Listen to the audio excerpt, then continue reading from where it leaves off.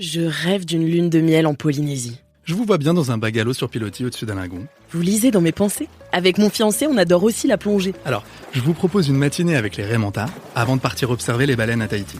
Ne me réveillez surtout pas. Je vous réserve aussi un cours particulier avec des chefs locaux pour confectionner un repas ensemble. Mais j'ai trop hâte. On va devoir avancer le mariage. Vous vous occupez vraiment de tout? Oui, avec Marco Vasco, vivez votre voyage esprit libre. Vous faites les mariages aussi? Rendez-vous sur marcovasco.fr pour imaginer votre prochain voyage sur mesure. Les podcasts du Figaro.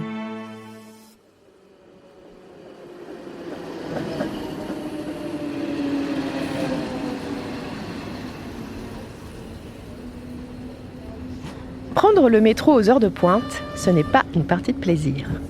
On est collés les uns aux autres, on doit lutter pour entrer et pour sortir de la rame, on doit esquiver les coups involontaires de sac à dos, et puis il y a les voyageurs qui parfois rendent le voyage encore plus insupportable. Il y a quelques jours, un homme devant moi, un adulte je précise, du genre sérieux et propre sur lui, s'est mis à regarder des vidéos Facebook avec le son.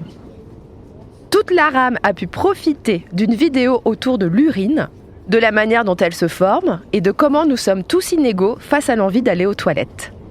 Il était 8h30 du matin, la journée débutait mal. Cette anecdote m'a donné envie de faire un question tech un petit peu spécial sur les mauvaises manières qui ont envahi notre quotidien en matière de nouvelles technologies. Quelles sont les attitudes à éviter à tout prix? Allez, venez, je vous explique tout en moins de 5 minutes. Le plus grand fléau aujourd'hui dans l'espace public, ce sont les vidéos, la musique ou bien les coups de fil passés en mode haut-parleur. Je vous en supplie, ne faites jamais ça. Généralement, les personnes à qui on demande de couper le son répliquent qu'elles n'ont pas d'écouteurs sur eux. La solution est pourtant simple. On active les sous-titres et on regarde sa vidéo sans le son, ou bien on attend d'être rentré chez soi pour la regarder normalement. On peut aussi très bien écouter ses messages vocaux WhatsApp ou Instagram sans déranger personne autour de soi. Il suffit de régler le son au minimum et de mettre le téléphone contre son oreille. Les enfants peuvent aussi regarder des vidéos avec un casque, réglé évidemment au minimum pour protéger leurs oreilles. Vos voisins de train ou de restaurant vous en seront reconnaissants. Mais pourquoi plein de monde s'est mis à activer son haut-parleur? Il y a plein de théories qui tournent sur le manque d'éducation, l'envie de se faire remarquer, l'individualisme grandissant. Et je vais ajouter la mienne. Je pense que la disparition des prises jack sur les téléphones et celle des paires d'écouteurs offerts avec les smartphones ont toutes les deux joué un rôle. Aujourd'hui, si vous voulez écouter le son de votre smartphone, vous devez obligatoirement avoir un casque ou des oreillettes Bluetooth. Cela implique un achat supplémentaire dont certains ont probablement voulu se passer et les mauvaises habitudes ont été prises. Allez, on continue sur une petite liste de mauvaises habitudes à bannir. Vous utilisez un casque ou des écouteurs? Bravo! Mais s'il vous plaît, pensez à les retirer quand des gens vous parlent. Aussi, quand on vous parle, posez votre téléphone pour ne pas avoir la tentation de regarder l'écran. Il n'y a rien de pire que de parler à une personne qui a l'air bien plus intéressée par son smartphone que par vous. Regardez votre interlocuteur dans les yeux. Ah oui, et pas de smartphone à table. Merci.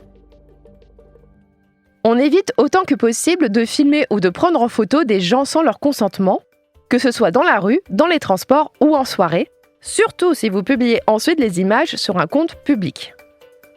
On ne publie pas non plus de photos et de vidéos d'enfants. À minima, on met un emoji pour cacher leur visage et on doit toujours demander l'autorisation aux parents. Vouloir prendre un selfie n'est pas une excuse pour bousculer les gens autour de vous, pour déranger le voisinage ou bien pour multiplier les poses face aux monuments que d'autres personnes aimeraient bien photographier, elles aussi. Sur WhatsApp, un emoji cœur ou pouce en l'air qui montre que vous avez lu le message et que vous le considérez sera toujours mieux que de laisser un interlocuteur sans aucune réponse. Allez, un dernier pour la route. Merci de ne pas monopoliser les prises électriques ou USB dans les lieux publics, comme les halls d'aéroports. D'autres personnes que vous ont aussi besoin de recharger leurs appareils. Vous serez même un héros si vous avez une multiprise et que vous laissez les autres voyageurs s'y brancher.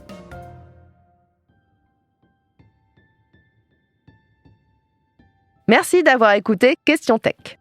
Je suis Chloé Voitier, journaliste au Figaro Économie. Si cet épisode vous a plu, n'hésitez pas à le partager autour de vous et abonnez-vous au podcast Question Tech pour ne pas rater nos prochaines publications. Vous pouvez retrouver Question Tech sur le site du Figaro, sur Figaro Radio, mais aussi Spotify, Deezer ou Apple Podcast. Et n'oubliez pas, dans la tech, il n'y a pas de questions bêtes. À bientôt!